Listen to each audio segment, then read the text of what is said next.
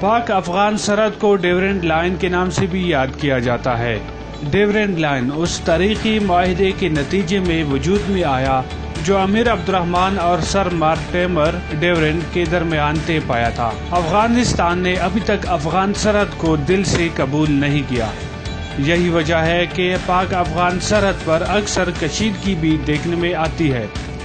آپ کسی بھی افغان سے اس بارے میں بات کریں گے تو وہ کہے گا کہ اٹک تک کا علاقہ افغانستان کا ہے، لہٰذا پاکستان کو اسے واپس کر دینا چاہیے۔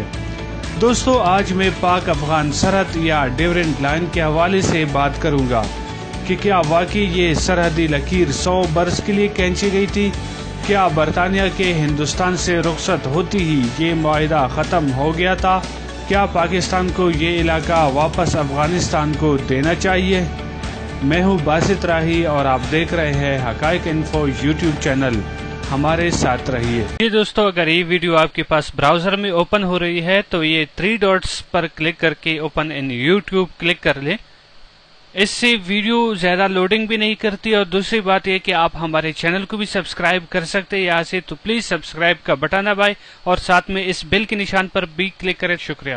جی دوستو، سب سے پہلے بات کرتے ہیں کہ افغانستان کے تجزیہ نگار اس بارے میں کیا کہتے ہیں۔ اکثر افغان تجزیہ نگاروں کے مطابق 14 اگست 1947 سے پہلے جب پاک و ہند پر برطانیہ کا قبضہ تھا، برطانیہ کو ہر وقت یہ فکر لاحق رہتی تھی کہ شمال مغربی سرحدی صوبے پر روس کا اقتدار نہ بڑھ جائے یا خود افغانستان کی حکومت شمال مغربی سرحدی صوبے کے اندر گڑبڑ پیدا نہ کر دے۔ ان اندیشوں سے نجات حاصل کرنے کی خاطر وائسرائے ہند نے والی افغانستان امیر عبد الرحمان سے مراسلت کی اور ان کی دعوت پر ہندوستان کے وزیر امور خارجہ مارٹیمر ڈیورنڈ ستمبر 1893 میں کابل پہنچ گئے۔ نومبر 1893 میں دونوں حکومتوں کے مابین 100 سال تک ایک معاہدہ ہوا جس کے نتیجے میں سرحد کا تعین کر دیا گیا جو ڈیورنڈ لائن کے نام سے موسوم ہے۔ اس معاہدے کے تحت کچھ علاقہ افغانستان کا قرار پایا جبکہ اٹک تک کے علاقے سے افغانستان 100 سال تک دستبردار ہو گیا۔ 14 اگست 1947 کو پاکستان معرض وجود میں آیا۔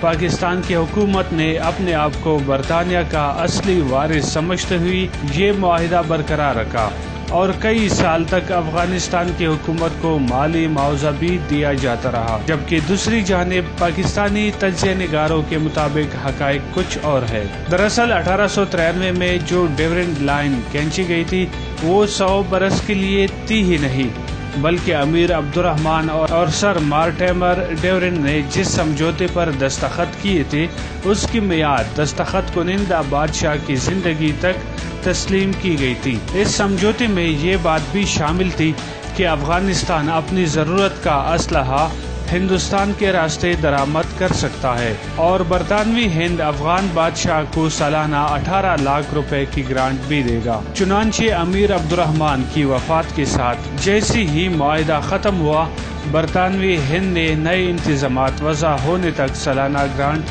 اور راہداری کی سہولت بھی معطل کر دی۔ برٹش سیکرٹری فار انڈیا سر لوئی ڈین نئے امیر حبیب اللہ خان کی دعوت پر بات چیت کے لیے کابل پہنچے۔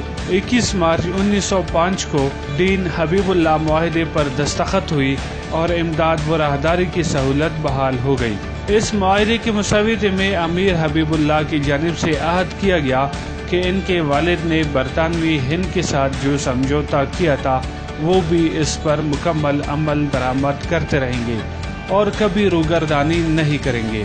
تیسری انگلو افغان جنگ کے بعد 8 اگست 1919 کو راولپنڈی میں افغان وزیر داخلہ علی احمد خان نے برطانوی ہند کے ساتھ جس امن سمجھوتے پر دستخط کیے اس کے نتیجے میں برطانیہ نے اگرچہ راہداری اور سالانہ امداد کی سہولت واپس لے لی، مگر افغانستان کی آزادی و خود مختاری کو پہلی بار تسلیم کر لیا۔ اس معاہدے کی شق نمبر 5 میں لکھا گیا ہے کہ افغان حکومت ہندوستان اور افغانستان کی وہی سرحد تسلیم کرتی ہے جو مرحوم امیر حبیب اللہ خان نے تسلیم کی تھی۔ یوں پہلی بار 1919 میں ڈیورنڈ لائن باضابطہ بین الاقوامی سرحد بن گئی۔ 22 नवंबर 1921 को काबल में बरतानवी हिंद के नुमाइंदे सर हेनरी डेबस और अफगान हुकूमत के नुमाइंदे महमूद तरज़ई ने बरतानिया और अफगानिस्तान के माबैन दोस्ताना कारोबारी ताल्लुकात के माहिदे पर दस्तखत किए। इस माहिदे ने 1919 के माहिदे की जगह ले ली। नए माहिदे के आर्टिकल 2 में लिखा है कि फ़रीक़ैन हिंदुस्तान और अफगानिस्तान के दरमियान वही सरहद तस्लीम करते हैं जो 1919 के माहिदे की शक नंबर 8 में तस्लीम की गई थी। अमीर अमानुल्लाह खान की जानिशीन शाह नादर खान ने 6 जुलाई 1930 को बरतानवी हुकूमत के ख़त के जवाब में जो सिफारती ख़त भेजा उसके दूसरे पैरे में लिखा है कि आपकी तहरीरी याद दहानी के जवाब में हम फ़ख्रिया ऐलान करते हैं कि साबिक मुआहिदात न सिर्फ तौसीक शुदा है बल्कि इन्हें मुकम्मल नाफिज तस्वर किया जाए। जी दोस्तों, ये तो था तारीखी पस मंज़र, लेकिन यहाँ पर कुछ अहम सवालात भी पैदा होते हैं। मसलन अगर ये मुआहिदा सिर्फ 100 साल तक के लिए था तो अफगान हुकूमत ने पाकिस्तान की आज़ादी के मौका पर इस इशू को क्यों नहीं उठाया और इस इशू को अक़वाम मुत्तहिदा या आलमी अदालत बराए इंसाफ में क्यों नहीं लेकर गए। जब सूबा सरहद यानी सूबा खैबर पख्तूनख्वा के पश्तून ने पाकिस्तान के साथ शामिल होने का ऐलान किया तो उस वक्त उन्होंने इस मुआहिदे को नजरअंदाज क्यों किया। सवाल नंबर 3, जब खान अब्दुल गफ्फार खान मुत्तहिदा हिंदुस्तान के हामी थे तो उस वक्त उन्होंने ये क्यों नहीं कहा कि हम अफगानिस्तान के साथ शामिल होना चाहते हैं, हालांकि उन्होंने ये वसीयत की थी कि मुझे अफगानिस्तान में दफन किया जाए। और आखिर में सबसे अहम सवाल, क्या पाकिस्तान के पश्तून अफगानिस्तान के साथ शामिल होना चाहते हैं या नहीं। दोस्तों, आपका इस बारे में क्या तबसरा है? बराए मेहरबानी कमेंट में अपनी राय का इजहार कीजिए और इस चैनल को सब्सक्राइब कीजिए।